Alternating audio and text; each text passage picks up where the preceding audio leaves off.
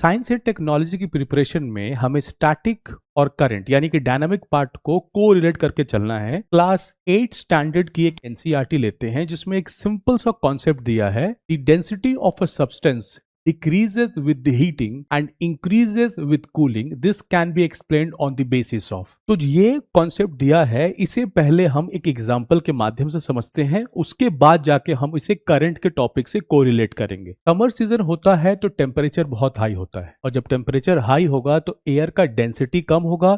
इसका मतलब हवा ऊपर की तरफ जाएगी। जब हवा ऊपर की तरफ जाएगी तो हवा के साथ डस्ट पार्टिकल्स, पॉल्यूटेंट्स भी ऊपर जाएंगे और उन्हें मौका मिलेगा दूरी तक फैलने का। लेकिन जब विंटर सीजन में टेम्परेचर कम होता है यानी फॉल इन टेम्परेचर, तो एयर की डेंसिटी ज्यादा होती है, यानी एयर सतह यानी ग्राउंड के बहुत पास होगी और यहां पर सेटल हो जाएगी, यानी एक लिड यानी एक ढक्कन का काम करेगी और जो डस्ट पार्टिकल्स हैं, जो पॉल्यूटेंट्स हैं, वो ऊपर नहीं जा पाएंगे, वो इस लिड के नीचे ही फंस के रह जाएंगे, यानी उनको जगह नहीं मिलेगा ऊपर जाने का या खुद को एक्सपैंड करने का।